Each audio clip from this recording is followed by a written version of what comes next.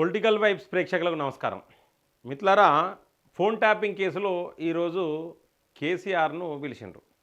చాలా పేపర్లు రాస్తున్నాయి ఈరోజు విచారణకు కేసీఆర్ అని. మరి ఏం విచారణ, ఏం జరగబోతా ఉన్నది, అసలు నిజాలు ఏంటిది, రేవంత్ వ్యూహం ఏంటిది, కేసీఆర్ అరెస్ట్ అవుతాడా అరెస్ట్ కాడా, ఈ యొక్క వీడియో చూస్తే మీకు అర్థమైపోతుంది.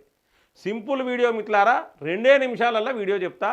మీరు లైక్ చేయండి, మీ యొక్క అభిప్రాయాన్ని కామెంట్ బాక్స్లో రాయండి. సబ్స్క్రైబ్ చేయని వాళ్ళు మన ఛానల్ని సబ్స్క్రైబ్ చేయండి. అయితే మిత్రులారా, ముఖ్యంగా ఫస్ట్ హరీష్ రావు దగ్గర తీసుకురావాలి. హరీష్ రావు గతంలో హరీష్ రావును ఫోన్ ట్యాపింగ్ కేసులో పోలీస్ స్టేషన్లలో కేసు పెట్టినప్పుడు, చక్రాధర్ గౌడ్ అనే వ్యక్తి కేసు పెట్టినప్పుడు ఏం చేసినాడు, ఆయన సుప్రీంకోర్టు కూడా క్లీన్ చిట్ ఇచ్చింది. సో మరి దాని తర్వాత ఏం చేసింది, హరీష్ రావుని పిలిచింది. హరీష్ రావుని పిలిచింది అక్యూజుడ్గా కాదు, అంటే 41 CRP ఇస్తే అక్యూజుడ్గా పిలిచినట్టు, 160 ఇస్తే ఏంటంటే విట్నెస్ సాక్షిగా పిలిచినట్టు. అంటే హరీష్ రావును సాక్షిగా పిలిస్తేనే కక్ష సాధింపు చర్యలని బీఆర్ఎస్ అంటుంది. వీళ్ళు ఫోన్ ట్యాపింగ్ కేసులో హరీష్ రావును విచారణకు పిలిచినట్టుగా వీళ్ళు డబ్బాలు కొడతా ఉన్నారు. షోపుటప్ అంటే బీఆర్ఎస్ షోపుటప్ చేస్తూ ఉన్నది, ఇటు కాంగ్రెస్ షోపుటప్ చేస్తూ ఉన్నది. అంటే కాంగ్రెస్ మీద బదనాం అవుతుందని చెప్పేసి. మరి ఈరోజు కేసీఆర్ను కూడా పిలిచింది ఏంటంటే సాక్షిగానే పిలిచిండు, 160. సో మరి సాక్షిగా పిలిచినప్పుడు మరి బీఆర్ఎస్ వాళ్ళు ఇంత నిరసన కార్యక్రమాలు ఎందుకు చేస్తున్నారు? ఇంకోటి, అసలు సాక్షిగా కేసీఆర్ను పిలవడం దేనికి, అవసరం లేదు కదా. కేసీఆర్ దేనికి సాక్షి, ఎందుకు సాక్షిగా పిలవాలి అంటే రేవంత్ రెడ్డి ఏదో వ్యూహం అంతాడు అని చెప్పేసి ఫోకస్ చేయడం కోసం. రేవంత్ రెడ్డి వ్యూహం లేదు, లొట్టపీసు లేదు. ఇందులో ఓపెన్గా చెప్తున్నాం మిత్రులారా, ఫోన్ ట్యాపింగ్ కేసులో కేటీఆర్కి కానీ, హరీష్ రావుకి కానీ, సంతోష్ రావుకి కానీ, కేసీఆర్కి కానీ ఏ ఒక్కరికి ఏం కాదు. ఏ ఒక్కరికి కేవలం బలయ్యేది అధికారులు, కొంతమంది బలవుతారు, అందులో నో డౌట్. ఎందుకంటే ఎక్కడ కూడా రాతపూర్వకంగా కానీ వాట్సాప్లో చాట్ చేసుడు కానీ ఎలాంటి సాక్ష్యం లేదు. కేసీఆర్ ఫోన్ ట్యాపింగ్ చేయించిండు అని చెప్పడానికి ఏ ఒక్క విధమైన సాక్ష్యం లేదు. ఒకవేళ అరెస్ట్ చేయాలనుకుంటే గతంలో రాధాకిషన్ రావు చెప్పిండు, ఏమని చెప్పిండంటే పెద్ద అయిన ఆదేశాల మేరకు చేసిన ఓరల్ ఇన్స్ట్రక్షన్స్, ఓరల్గా చెప్పడం వల్లనే చేసిన ఉన్నాడు. సో దాన్ని బట్టి కేసీఆర్ని అరెస్ట్ చేయవచ్చు. కానీ అరెస్ట్ చేసినాక 2-3 రోజులకే బెయిల్ వస్తుంది. గవర్నమెంట్ మారినాక కక్ష సాధింపు చర్యల్లో భాగంగానే ఈ విధంగా ఆయనతో చెప్పించారు అంటే బెయిల్ ఇమీడియట్లీ బెయిల్ వస్తుంది, రేవంత్ రెడ్డి ఫెయిల్ అవుతాడు.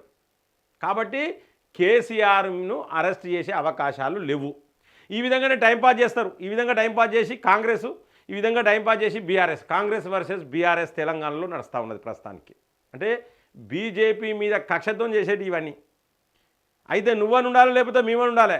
కాంగ్రెస్ వర్సెస్ బీఆర్ఎస్ నడవాలి. ఎందుకంటే national party, Congress national party ఏం చెప్తుందంటే బీజేపీని ముందుకు రానియద్దు అంటే ఏంది, కాంగ్రెస్ వర్సెస్ బీఆర్ఎస్. ఒకవేళ కేసీఆర్ను అరెస్ట్ చేస్తే కనుక భారతీయ జనతా పార్టీ ముందుకు పోతుంది. నేను ఇందులో క్లియర్గా చెప్తా ఉన్నా. సో ఇదే స్ట్రాటజీ రేవంత్ రెడ్డి ఫాలో అవుతాడు. అందుకనే వీళ్ళందరినీ కూడా సాక్షిగా పిలుస్తాడు. నువ్వు సాక్షిగా పిలవాల్సిన అవసరం ఉన్నది. నీకు నిజంగానే దమ్ము ధైర్యం ఉంటే అరెస్ట్ చేయి. పెద్ద ఆయన పేరు వచ్చింది కదా, అరెస్ట్ చేయి. బెయిల్ వస్తారా చూడు, ఎట్లయినా బెయిల్ వస్తుంది. అందులో నో డౌట్. వారానికో 10 రోజులకో 5 రోజులకో 15 రోజులకో బెయిల్ వస్తుంది, అందులో నో డౌట్. సో ఆ విధంగా జరిగితే కనుక బీఆర్ఎస్ మీద సింపతి పెరుగుతుందని చెప్పేసి అరెస్ట్ చేయడం లేదు. అందుకనే గల్లు ఎగిరేసుకొని పోతాను. కేటీఆర్ కావచ్చు, హరీష్ రావు కావచ్చు, ఇలా కేసీఆర్ కావచ్చు. వీళ్ళని పిలిచింది సాక్షిగానే పిలిచిర్రు. వీళ్ళు ఏదో తప్పు చేసిర్రు అని చెప్పేసి వీళ్ళు నేరస్తులుగా పరిగణించి విలువలే. ఇక బయట చూస్తానో ఫోన్ ట్యాపింగ్ కేసులో వీళ్ళు ఉన్నారని మొత్తం కాంగ్రెస్ బ్యాచ్ అంతా దుమ్మెత్తిపోతూ ఉంటారు. ఇంకోసారి ఇజ్జత్ తక్కువ లేవడని ఉంటే కేసీఆర్ను పిలిచేది, కేటీఆర్ను హరీష్ రావును పిలిచేది ఒక సాక్షిగానే పిలిచిళ్ళు. మరి ఫోన్ ట్యాపింగ్ కేసులో సంబంధం ఉన్నది అంటే మాత్రం తువను ఉమ్మేయాలి, ముఖం మీద తువను ఉమ్మేయాలి. పిలిచేది సాక్షిగానే. ఇక పోతే ఇక సిట్టు విషయానికి వస్తే, మరి సిట్టు అఫీషియలా కాదా? సిట్టుకు బాసెవలు అంటే సజ్జనార్ సార్ పేరు వచ్చింది. మరి నిజంగానే రేపు పొద్దున పూర్తి బాధ్యతలు సజ్జనార్ సారే వహిస్తాడా? ఎందుకంటే మనం చాలాసార్లు నోటీసులల్లో సజ్జనార్ సార్ పేరు వస్తలేదు, వేరే ఆఫీసర్ల పేర్లు వస్తూ ఉన్నాయి. సో రేపు పొద్దున ఆ ఆఫీసర్లు బలవుతారా? ఖచ్చితంగా నేను చెప్తున్నా.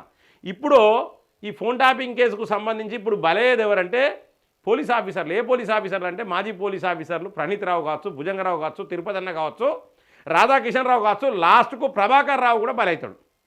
కానీ ఏ ఒక్క రాజకీయ నాయకునికి ఏం కాదు. ఎందుకంటే కేటీఆర్ కానీ కేసీఆర్ కానీ లిఖితంగా లేదా వాట్సాప్లో మెసేజ్లు పెట్టి కానీ వీళ్ళ మీద ఫోన్ ట్యాప్ చేయి, అది చేయి, ఇది చేయి అని చెప్పినా ఏ ఒక్క ఎవిడెన్స్ ప్రభుత్వం దగ్గర లేదు. కాబట్టి బలయ్యేది వాళ్ళు బలవుతారు, వాళ్ళు జైలు పోతారు, అందులో నో డౌట్. ఎందుకంటే వాళ్ళు ఏ విధమైన సాక్ష్యాలు ఇవ్వలే. ఒకవేళ వాళ్ళు ఏమైనా అప్రూవర్గా మారి వాళ్ళ దగ్గర ఉన్న వాట్సాప్ చాట్ కనుక ఉంటే వాళ్ళు బయటపడతారు. ఈ యొక్క రాజకీయ నాయకులు పోతారు. కానీ అటువంటిది ఏం లేదు. సో వాళ్ళ దగ్గర ఇలాంటి వాట్సాప్ చాట్లు లేవు. సో వాళ్ళు మొత్తానికైతే 100% ఆ పోలీస్ ఆఫీసర్లు ఏదైతే ఉన్నారో వాళ్ళు ఫోన్ ట్యాపింగ్ కేసులో బలవుతారు.